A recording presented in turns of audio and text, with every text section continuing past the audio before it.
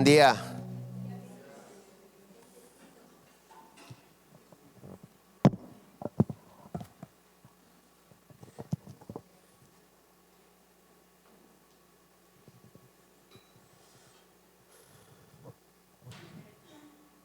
Vamos a orar para entrar en la palabra. Padre, te damos gracias en esta mañana por todas las cosas que nos has regalado, Señor. Hemos venido a tu casa, Señor, a agradecerte, a honrarte, a adorarte, Señor. Y ahora, Señor, estamos dispuestos a ser edificados por tu palabra. Te pedimos que hables a nuestras vidas, Señor. Nosotros disponemos nuestra mente y corazón para que esta palabra, Señor, sea sembrada en nosotros como una semilla que produzca fruto todos los días de nuestra vida, en el nombre de Jesús. Amén. El título del mensaje en esta mañana es una pregunta, ¿es híbridos? Hoy en día existen coches híbridos. Son aquellos que combinan la electricidad y el combustible para hacer funcionar el motor. Y se supone que esto representa un ahorro económico y además que genera menos emisiones de CO2. Para algunos es como lo mejor de los dos mundos, el que un automóvil funcione en parte con combustible, con gasolina y en parte con electricidad. Pero, ¿qué significa la palabra híbrido? Porque estos vehículos así se llaman, híbridos. El significado de híbrido es producto de elementos de distinta naturaleza. Eso es ser híbrido. Ser producto de elementos de distinta naturaleza. Ahora, repito, en el mundo de los automóviles, algunos sostienen que es la mejor opción de autotransporte. Y puede ser o no puede ser. Pero entendiendo el significado de la palabra híbrido, no siempre es bueno o no en todo es bueno. Por ejemplo, espiritualmente hablando, Dios demanda a cada uno de nosotros de dejar de vacilar entre las dos naturalezas que habitan en nosotros, la espiritual y la carnal.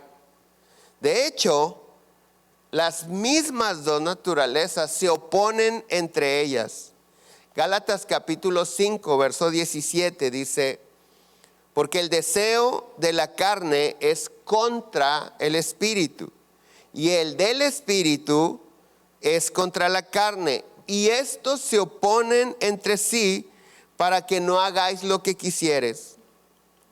La traducción católica lo dice así: porque los malos deseos están en contra del espíritu, y el espíritu está en contra de los malos deseos. El uno está en contra de los otros, y por eso ustedes no pueden hacer lo que quisieran. Qué interesante esta traducción. De hecho, la encuentro un poquito más apegada a el original de la palabra de Dios. Pero, ¿a qué se refiere esta escritura cuando dice para que no hagas lo que quieras? ¿Qué es lo que algunos quisieran o quisiéramos hacer? ¿Sabes?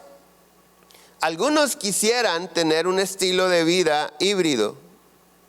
Tomar lo mejor de los dos mundos, de las dos naturalezas. De hecho, algunos así viven, según ellos. Para tener paz en su vida, para reconciliarse con las personas en el matrimonio, etcétera, se acercan a Dios en el espíritu. Pero, por ejemplo, a la hora de divertirnos, damos rienda suelta a la carne. O sea, si hay problemas en la familia, nos ponemos espirituales. Pero una vez resueltos los problemas, volvemos a la carne. Y esto no puede ser así. No debe de ser así. Algunos cenamos de más o cenamos cosas que ya después de los 40 son casi como tentar a Dios. y nos sentimos mal y clamamos en la madrugada que Dios nos sane, que Dios nos salve, que queremos dormir. Ahora, no me refiero a que no clames a Dios en un momento de angustia, porque de hecho el Salmo 107, 19 dice en la Nueva Traducción Viviente: pero clamaron a Jehová en su angustia y los libró de sus aflicciones. Dios siempre está dispuesto a ayudarnos, siempre, en todo. Pero no podemos vivir solo de las misericordias de Dios, porque Dios nos llama a madurar. Dios quiere que nosotros maduremos en nuestra vida espiritual. Nosotros somos un espíritu que tenemos un alma y estamos dentro de un cuerpo. Y en ese orden se debe de vivir la vida: espíritu, alma, cuerpo. Algunos viven su vida cuerpo o carne, alma y al final el espíritu. Pero Hebreos capítulo 6, verso 1 dice: así que dejemos de repasar una y otra vez las enseñanzas elementales acerca de Cristo. Por el contrario, sigamos adelante hasta llegar a ser maduros. ¿En dónde? En nuestro entendimiento. ¿Sí lo está leyendo? No puede ser que tengamos que comenzar de nuevo con los importantes cimientos acerca del arrepentimiento de las malas acciones y de tener fe en Dios. Qué interesante esta escritura. Dios dice: no puede ser que no hayas entendido lo que es el arrepentimiento, que es un cimiento importante en la vida. No puede ser que no hayas entendido que tienes que dejar de actuar mal. No puede ser que no has aprendido, que no has entendido que debes tener fe en Dios. Mira, vamos a leerlo una vez más. Así que dejemos de repasar una y otra vez las enseñanzas elementales acerca de Cristo. Por el contrario, ¿cuáles son las enseñanzas elementales? El arrepentimiento y poner la fe en Dios. Dice: por el contrario, sigamos adelante hasta llegar a ser maduros en nuestro entendimiento. No puede ser que tengamos que comenzar de nuevo con los importantes cimientos acerca del arrepentimiento de las malas acciones y de tener fe en Dios. Dios nos llama a madurar. La mayoría de nosotros, o todos los que estamos aquí, viviendo una vida completamente alejada de Dios, de su voluntad, del conocimiento de la palabra, clamamos a Dios y Él nos respondió. Buscamos a Dios y lo encontramos, porque su palabra dice que donde abunda el pecado, sobreabunda la gracia. Pero ese no es el estilo de vida que nosotros debemos de tener. Es decir, no debemos de acomodarnos y decir: pues si yo andaba bien mal y Dios me regaló un milagro.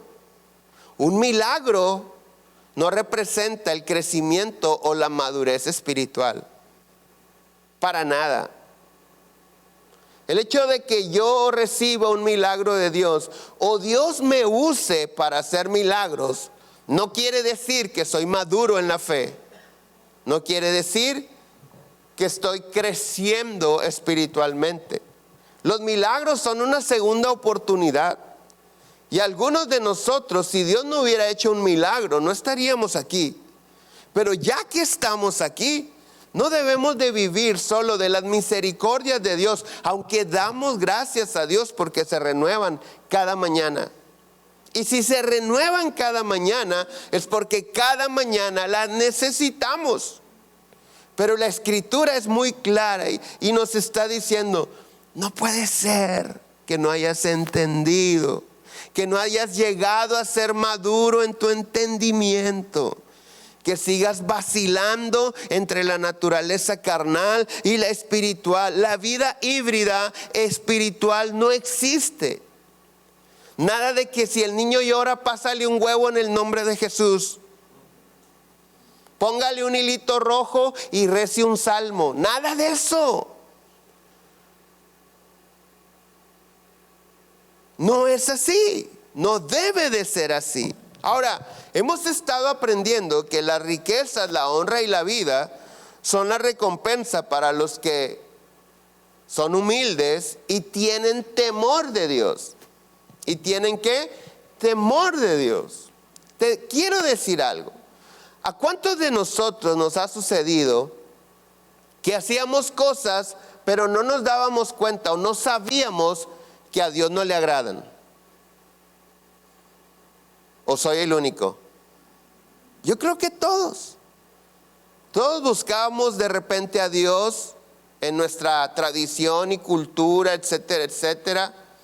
Pero cuando vienes al conocimiento de la palabra de Dios, nos damos cuenta que, por ejemplo, Dios no quiere sacrificios. Y muchos de nosotros hacíamos sacrificios, mandas.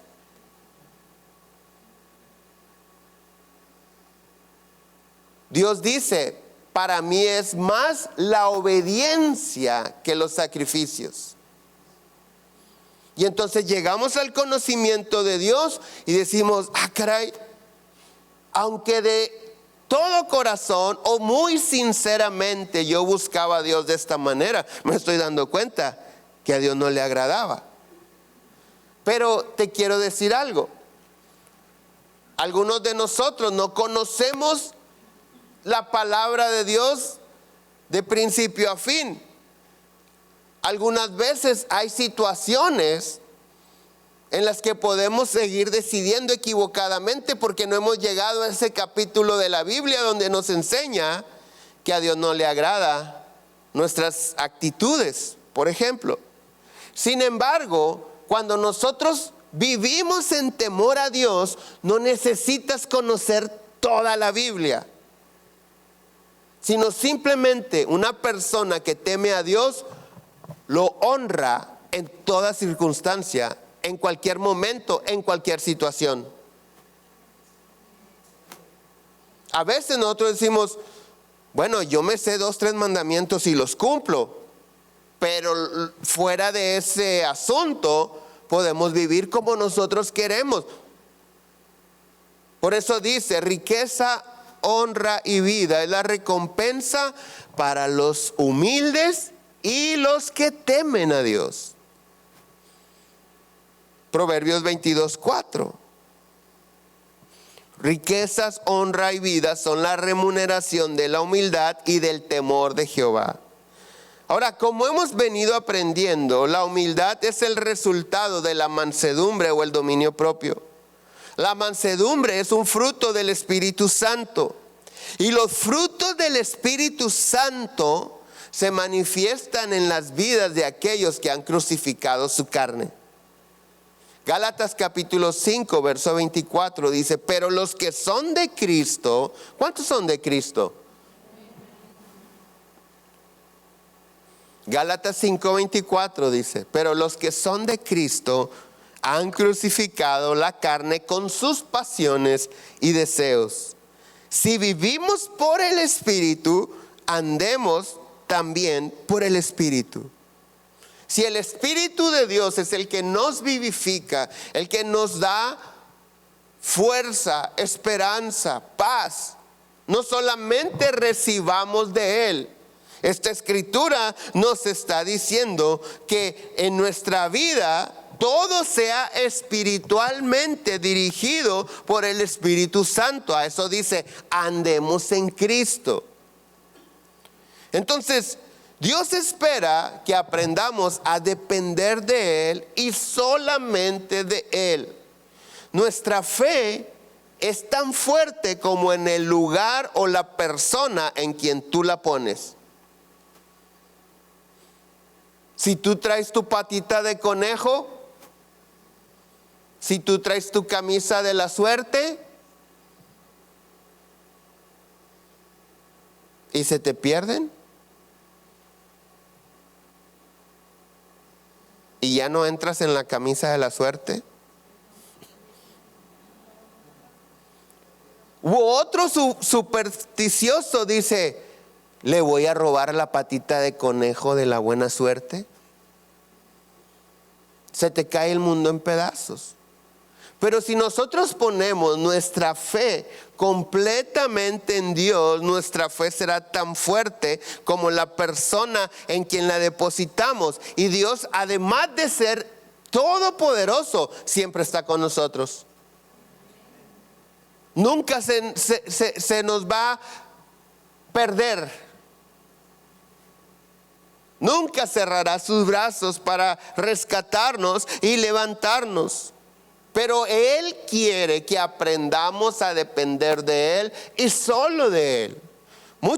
Muchas veces oramos, Señor, te pido que me ayudes en esta situación, sea económica, sea familiar, sea personal, pero ya estamos como predispuestos a orar y echar mano de otras cosas.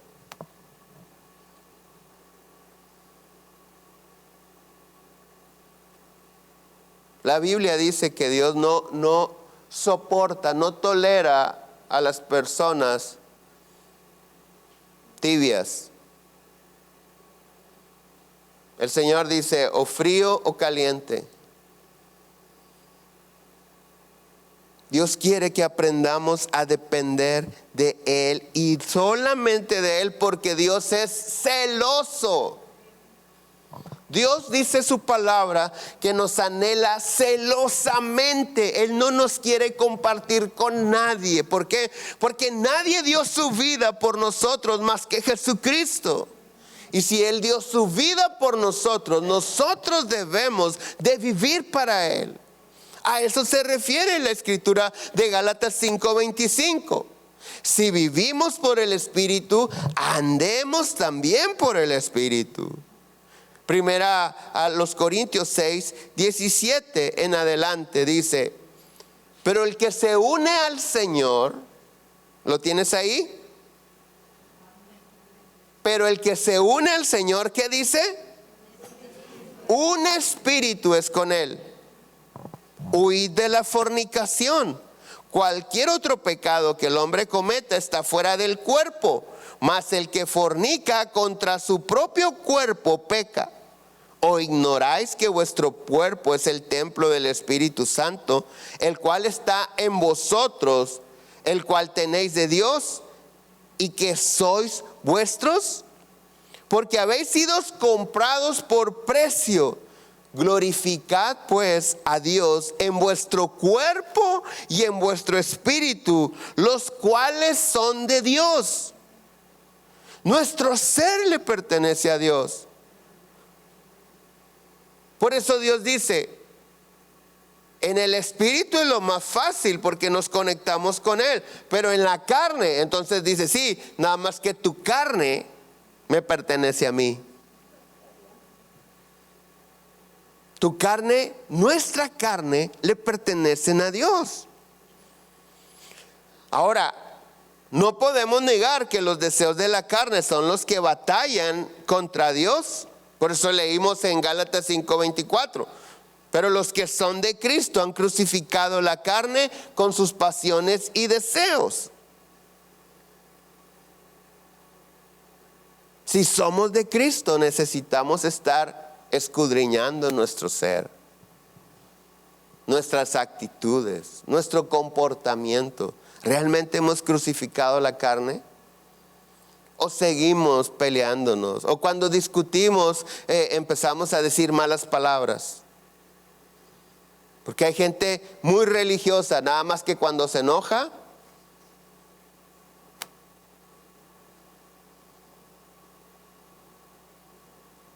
dice muchas malas palabras, amenaza, quiere pegar, explota, pierde el dominio propio. Como cualquier mundano, como cualquiera que no conoce a Cristo. Y en la consejería que a veces nosotros damos, nos damos cuenta que hay personas que tienen años en esta congregación o años en la religión cristiana, pero no han aprendido el fundamento del arrepentimiento y de la fe en Dios. De ahí se desprende todo.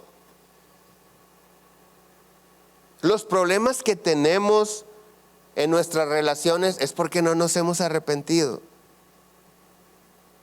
¿Recuerdas que la Escritura dice: de modo que si alguno está en Cristo, nueva criatura es, las cosas viejas pasaron, he aquí todas son hechas nuevas? ¿Sí recuerdas?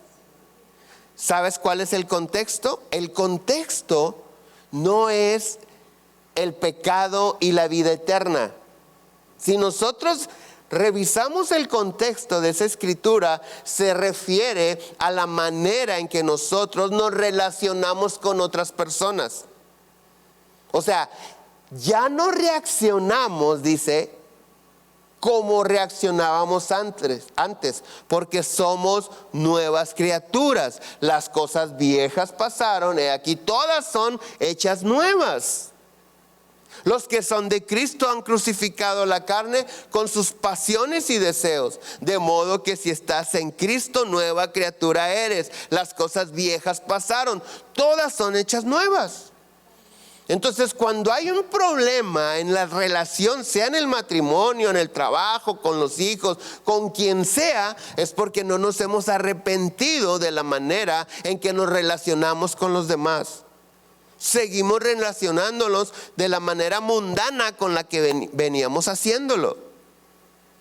Y entonces cuando vienen las personas a pedir un consejo, es que fíjate que exploté, nos enojamos, nos amenazamos, nos golpeamos, etcétera, etcétera. No es otra cosa más que no han entendido lo que es el arrepentimiento.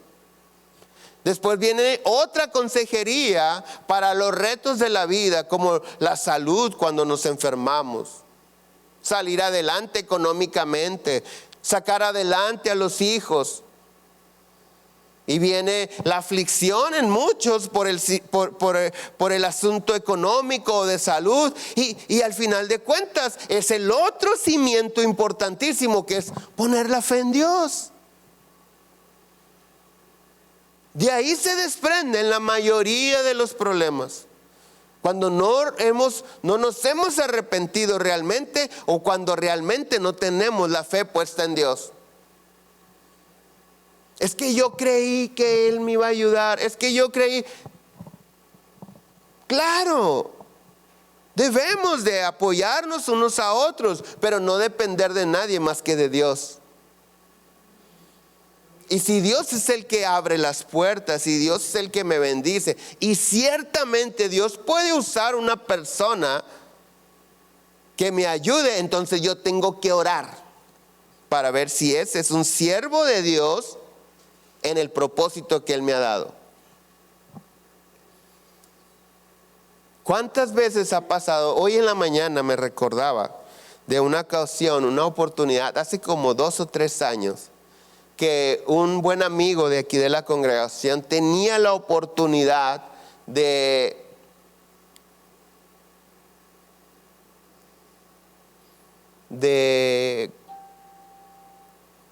ser dirigente de un partido político. Pero él va y le pregunta a alguien de la política: oye, me están ofreciendo esto, pero esa persona era de otro partido político.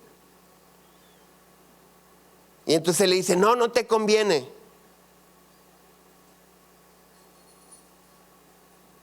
Y después esa persona toma lo que dijo que al otro no le convenía. ¿Cuántas veces nos ha pasado que pedimos un consejo a personas, una opinión, y esas personas dicen: yo no lo haría, y luego ellos van y lo hacen? Y algunos todavía van y le reclaman: oye, pero ¿por qué? ¿Por menso? Pues tú no lo quisiste agarrar, pero yo te pedí. Sí, y nos puede pasar en muchas cosas de la vida. Por eso si nosotros hemos entendido que nuestra vida depende de Dios y de repente hay personas que se están moviendo aparentemente a nuestro favor para ayudarnos, tenemos que preguntarle a Dios: Señor, Él es un servidor de tu propósito. No estoy diciendo que si Él es cristiano, porque Dios usa a todos para bendición de sus hijos. Dios puede usar al mismo diablo. De hecho, Satanás no hace nada sin que Dios no le permita hacerlo.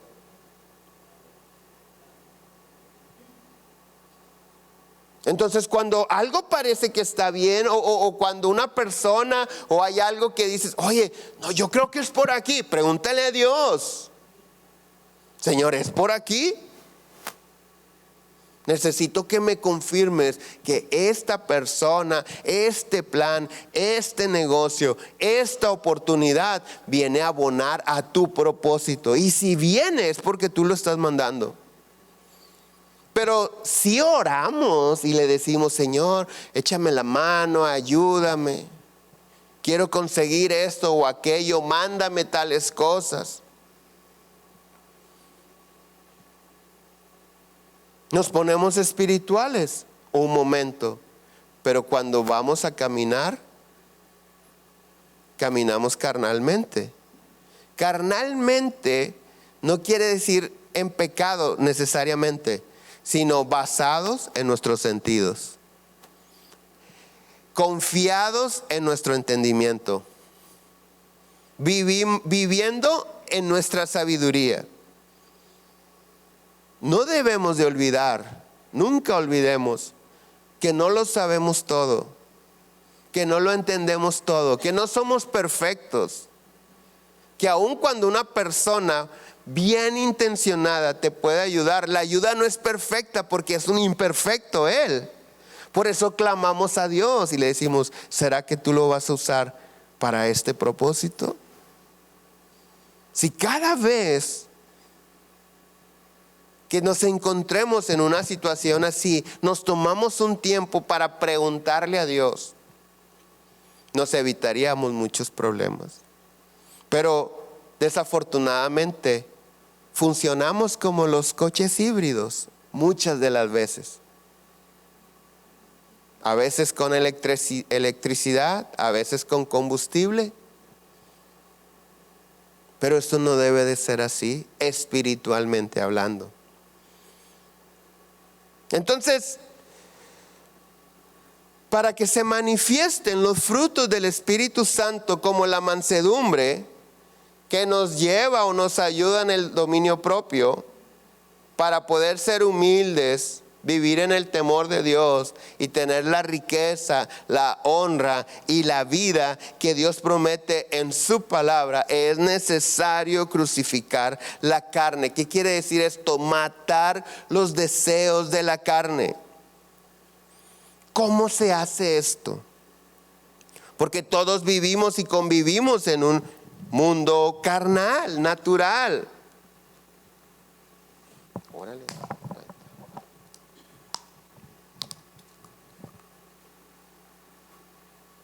¿Cómo puedo matar los deseos de la carne? ¿Cómo sé si lo que yo deseo es de Dios o no es de Dios? Fíjate lo que dice Romanos 13:12.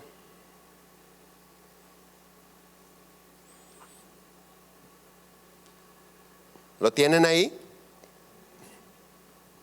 La noche está avanzada y se acerca el día. Desechemos pues las obras de las tinieblas y vistámonos de las armas de la luz. Andemos como de día, honestamente, no en glotonerías y borracheras, no en lujurias y lascivias, no en contiendas y envidia, sino vestidos del Señor Jesucristo. ¿Qué dice? Otra vez, ¿y qué? Y no proveáis para los deseos de la carne. ¿Y no qué? Para los deseos de la carne. ¿Qué es proveer para los deseos de la carne? Yo necesito saber para no hacerlo. Proveer se refiere a anticiparse. A eso se refiere. Cuando nosotros somos proveedores de la casa, los hombres o las mujeres que también pueden estar siendo cabeza de hogar, no esperan o no esperamos el proveedor de la casa a que el hijo tenga hambre para ir a comprar alimento. Nosotros nos anticipamos a la necesidad y vamos y compramos alimento, lo guardamos en el refrigerador, en la alacena, y cuando viene la necesidad de comer, hay provisión. ¿Sí? ¿Sí entendemos esto? Entonces la Escritura dice: no proveas para los deseos de la carne. O sea, no te anticipes. Por ejemplo, el que tiene problemas con el alcohol no debe de tener bebida alcohólica alguna en su casa. No debes de anticipar, porque cuando llegue ese deseo, ya está la provisión. El que tiene problemas de diabetes no debe de tener un refresco azucarado. No debe de tener todas las golosinas que no debe de comer, porque de repente la carne siente la necesidad. Ay, como que se antoja algo dulcito. Ah, sí, aquí tengo. Entonces, entendiendo esto, esta escritura dice: vestíos del Señor Jesucristo y no proveáis para los deseos de la carne. Las cosas con las que estamos batallando, las cosas en las que batallamos en cambiar o arrepentirnos, debemos de ver qué son las cosas que nos meten en esa tentación, para que no sea una provisión cuando la carne se quiera alocar. Y no solamente en lo natural, sino también en los asuntos, en las cosas de nuestras relaciones. Hay hombres que proveen para el enojo de su esposa. Hay mujeres que proveen para el enojo de su esposo. Hay padres que proveen para el enojo de los hijos, hijos que proveen para el enojo de los padres. La Biblia dice que no debemos ser piedra de tropiezo. Tenemos que ser humildes para reconocer que si esto que me gusta genera una situación de pleito, no me conviene.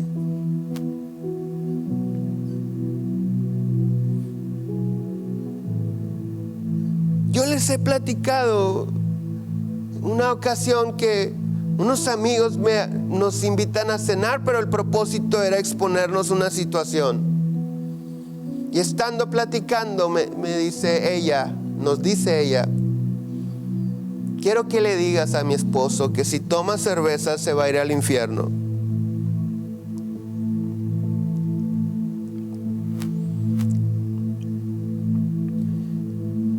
Y yo rápido le contesto: quiero que me digas dónde dice la Biblia eso. Y el hombre casi se le sale un gloria a Dios. Yo no le puedo decir eso. ¿Se emborracha? Porque los borrachos no heredan el reino de Dios. No, no se emborracha.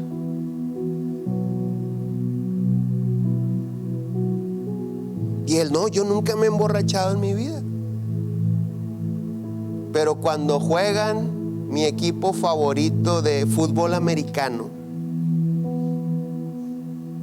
me compro 2 cervezas una vez a la semana durante la temporada de fútbol.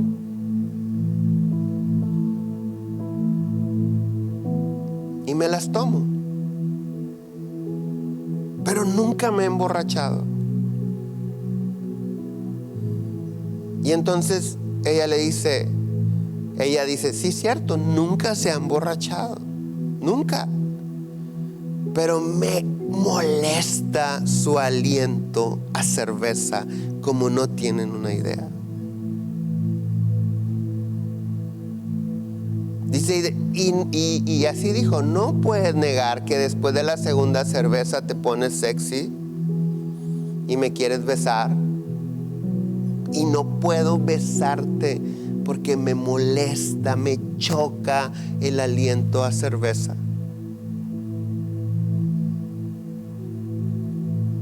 Y entonces yo solamente le dije, a ver,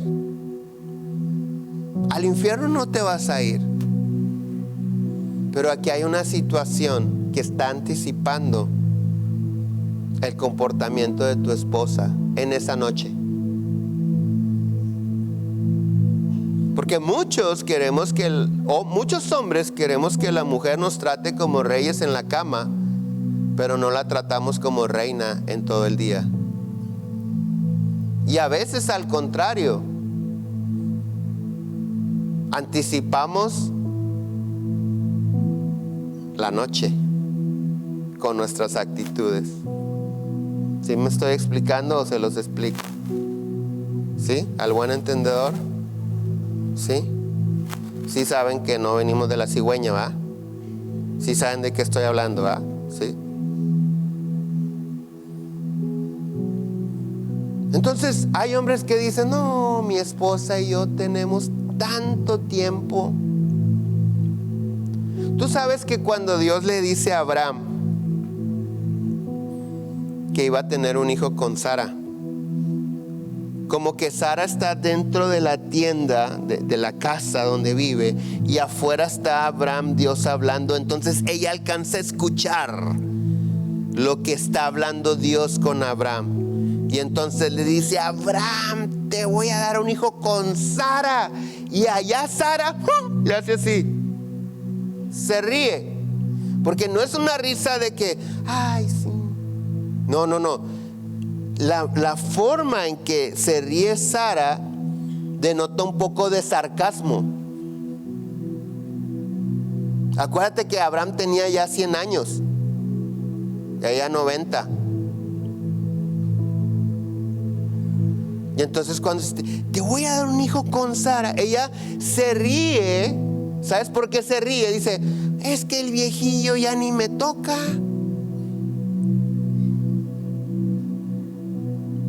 ¿Cómo nos vas a...? O sea, y entonces Dios le dice, te reíste.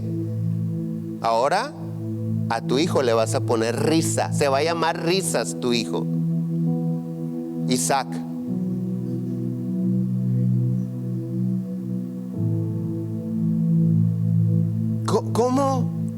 ¿Cómo hay personas que dicen, no, nosotros, no, hombre, tenemos años, meses, semanas, que mira, ¿no estarás anticipando el famoso me duele la cabeza? ¿No estaremos proveyendo los hombres para el distanciamiento, la apatía en esa área de nuestras vidas tan importante en nuestras vidas? Primera a los Corintios 7:3, no lo busques, pero dice, el marido cumpla con el deber conyugal con su esposa y la mujer cumpla con el deber conyugal con su marido. Ese es hasta un mandamiento.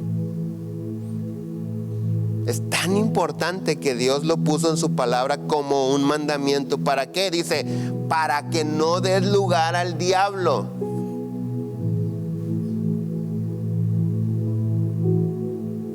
Pero algunos no estamos proveyendo para la noche de pasión.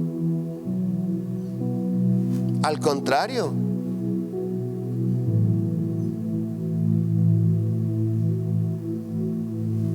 Ahora, este principio se aplica para todo en la vida.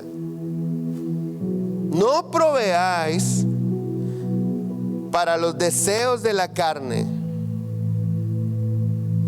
No anticipes, no proveas, no des lugar, no les des razón. Corta, no compres, no lo implementes en tu vida las cosas que después te vas a arrepentir, las cosas que no agradan a Dios, las cosas que no te convienen, las cosas que evitan que la riqueza, la honra y la vida sean tu estilo de vida. Saca todo lo que no te conviene. Corta toda relación que no te edifica, que te desvía del propósito de Dios. Pon tu confianza plenamente en Dios. ¿Cómo dejamos de proveer para la carne? Santiago 4:1 en adelante. Dice: ¿de dónde vienen las guerras y los pleitos entre vosotros? ¿No es de vuestras pasiones las cuales combaten en vuestros miembros? Codiciáis y no tenéis, matáis y ardéis de envidia y no podéis alcanzar. Combatís y lucháis, pero no tenéis lo que deseáis, porque no pedís. Pedís y no recibís, porque pedís mal, para gastar en vuestros deleites. Oh, almas adúlteras. ¿Sabes qué? Esa expresión, almas adúlteras, no está hablando de la relación extramatrimonial. Está hablando de cuando nosotros decimos: Jesucristo es mi Señor, y adoptamos otros señores. Oh, almas adúlteras, ¿no sabéis que la amistad del mundo es enemistad contra Dios? Cualquiera pues que quiera ser amigo del mundo se constituye enemigo de Dios. ¿O pensáis que la Escritura dice en vano: el Espíritu que Él ha hecho morar en nosotros nos anhela celosamente? Pero Él da mayor gracia. Por esto dice: Dios resiste al soberbio y da gracia a los humildes. Someteos pues a Dios, resistid al diablo y huirá de vosotros. ¿Cómo dejo de proveer para los deseos de la carne? Cuando yo me someto a Dios. Muchos queremos que el diablo se vaya, que el diablo huya de nosotros. ¿A poco no oramos en ese sentido? Señor, quita toda envidia, todo estorbo, reprende al diablo. Espérame. Para que el diablo huya de ti, empiezas con someterte a Dios.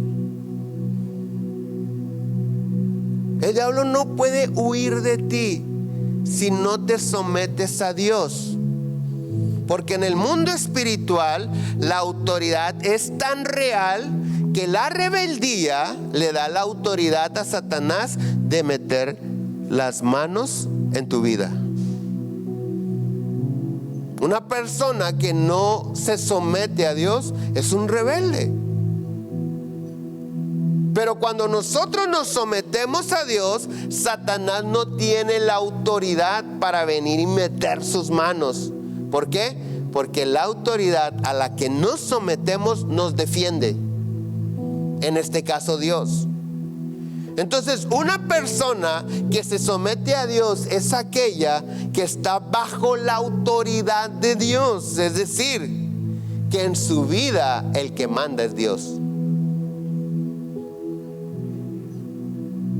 Cuando en mi vida manda Dios, cuando cada decisión que yo tomo es consultada por Él, y no estoy hablando de cosas intrascendentes, cosas trascendentes. No estoy hablando así, Señor, de barbacoa o de... No, tampoco así, ¿verdad?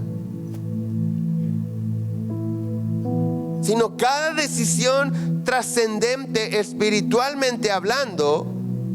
Si nosotros no consultamos a Dios, nos podemos equivocar. Y algunos no lo consultamos a veces porque sabemos que nos va a decir que no.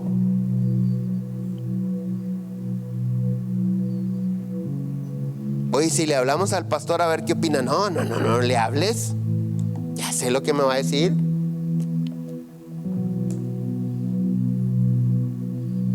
Oye, si oramos un ratito. No. Esto lo manejamos nosotros. La autoridad a la que te sometes es la autoridad que te defiende.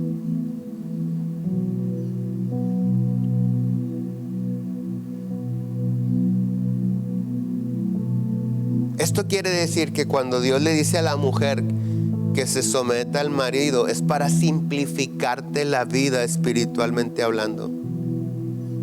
Que tú no tienes que dar la cara por tu familia en el mundo espiritual, la tiene que dar Él. Que tú no eres la responsable delante de Dios de la salvación de tu casa, es Él. Entonces, el hecho que Dios le diga a la mujer, sométase al marido, toda mujer debería decir, uy, gracias Señor, me libraste. Claro que sí, con gusto me someto a Él. Porque ¿a quién viene Dios y le pide cuentas por la casa? Al hombre, no a la mujer. Aún de los pecados de la mujer le pide cuentas al hombre. Adán, le dijo Dios, ¿dónde estás?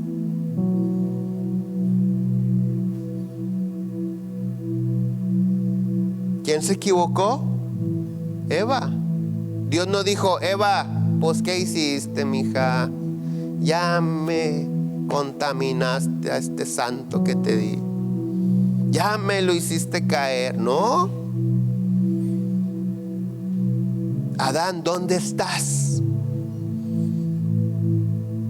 Y empieza un diálogo, Dios con la cabeza de la familia. Entonces, la autoridad a la que nos sometemos es la autoridad que nos defiende. Si nosotros nos sometemos a Dios, si Él es nuestra autoridad, ya solamente falta algo. Dice, resistid al diablo. Pero resistid no está hablando como en ese momento de cansancio, de que ya no puedo, pero resiste. No se refiere a eso. Resistir se refiere a cuando los soldados en la guerra tomaban su escudo y con el escudo, ¡pum!, aventaban al enemigo. Eso es resistir. No es estar soportando así, ay, resiste, ya mero Dios nos ayuda. No. Es tomar el escudo. ¿Y el escudo qué es? La fe. La única manera que tú y yo podemos resistir al diablo es con la palabra de Dios, porque la palabra de Dios produce fe. El Señor Jesús resistió al diablo en el desierto.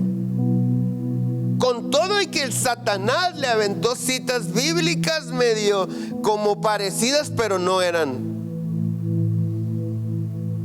Con la palabra de Dios lo resistió. Y Satanás se fue, desapareció de la escena. Y cuando desaparece de la escena, dice, y he aquí, los ángeles de Dios vinieron a servir a Jesús. ¿Por qué? Porque Jesús siempre se sometió a la autoridad del Padre. Resistió al diablo y el diablo huyó. Entonces, el enemigo, cuando tiene ese límite que lo deja fuera del alcance de tu vida, de tu matrimonio, de tu salud, de tus finanzas, riqueza, honra y vida es lo que hay para nosotros. Cuando Dios manda en nuestras vidas, se manifiesta en nosotros el amor, el gozo, la paz, la paciencia, la benignidad, la bondad, la fe y la mansedumbre, que son los frutos del Espíritu Santo. La mansedumbre que nos lleva a ser humildes y que nos trae la recompensa de las riquezas, la honra y la vida. Entonces cuando nosotros decimos, es que tienes que ser humilde, es que tienes que ser mansito, es que no. A veces como la carne es rebelde, es difícil ser humilde, es difícil ser manso. Pero cuando nosotros nos sometemos a Dios y le cedemos el control al Espíritu Santo, lo demás es un resultado.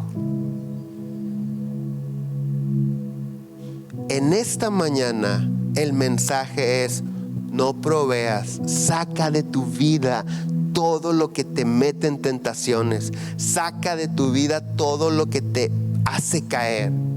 Cambia ese lenguaje, saca las botellas de whisky, de mezcal, de tequila, de lo que sea.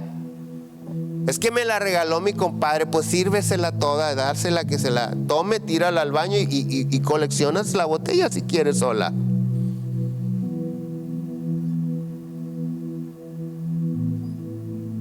Pero es bien importante esto, porque si eso te es ocasión de caer, recuerda que Dios dice: si tu ojo te es ocasión de caer, mejor sácatelo, porque más vale entrar en el reino de los cielos tuerto que entrar al infierno con los dos ojos. Nos ponemos de pie.